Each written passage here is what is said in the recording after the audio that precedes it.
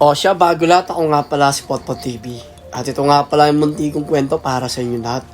Dahil ito nga pala yung araw na maglilipat kami ng kanya-kanyang bahay. Kala mo, no? Bahay ko.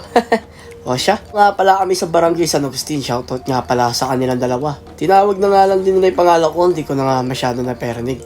At pagkatapos nun, ay tumambay nga pala ako na konti dahil hinihintay ko nga lang pala yung truck.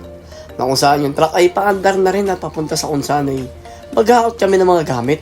Dahil hindi pa na-ready yung mga dapat i-ready ng mga oras na to. Kaya naman napaupo muna ako at umagahan muna.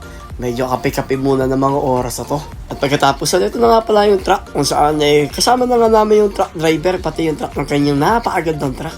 At syempre habang nag-aandar pala at umaandar kami rito ay nagkukwentuhan nga pala kami ni tatay. Nasabi niya marami siya pinagdaanan na hirap at talagang pagsubok sa buhay niya. Kaya talagang lumaban lang siya ng patas para sa pamilya niya. Bilib din talaga ako dito kay tatay. Dahil bukod sa masipag na, ay matsagapat ba talaga hindi niya napabayaan yung kanyang pamilya. Shoutout nga pala sa iyo tatay. O siya pagkatapos at nandito na nga pala kami kung saan ay maglilipat kami ng mga gamit ng tropa. Sinamahan ko nga pala sila. Para ay papano, hindi na sila masyado mapagod sa kanilang paglipat. At syempre, habang naglilipat pala kami rito ay konting buhat-buhat muna kami ng mga TV. Mga ang laki kasi ng TV ng kanyang bubuhatin. Muntik ko na nga may benta ito sa aking mga charis. O siya, pagkatapos doon, binuhat na nga namin itong napakalaki niyang TV. Pangarap ko rin kasi magkaroon ng ganitong TV. Para kahit papaano, sa magiging pamilya ko balang araw. O siya, bago lahat. Lipat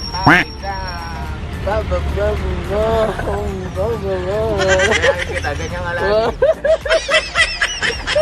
Shoutout nga pala dito kay Kuya JB Albayalde. Kaklase ko nga pala ito sa college.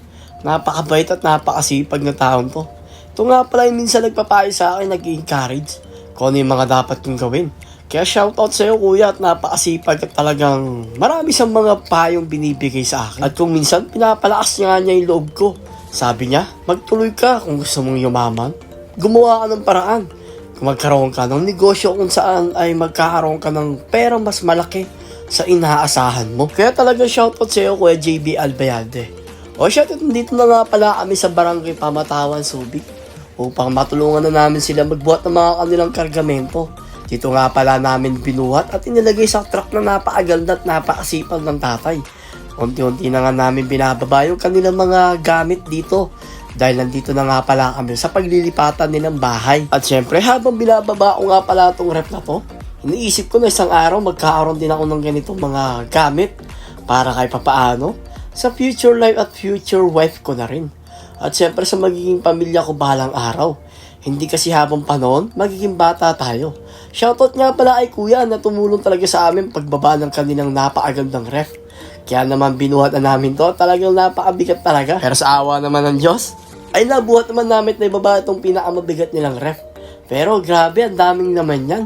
Bukod sa maraming laman, ay napakamahal ng ref na to. O siya, bago lahat, ako nga pala si Potpot TV. Maraming salamat nga po na pala kay Kuya JB Albayalde sa mga bigay niya sa aking payo at advice. O paano, hanggang dito na lang muna ang aking kwento. Ako nga pala si Potpot TV, hanggang sa muli. Paalam!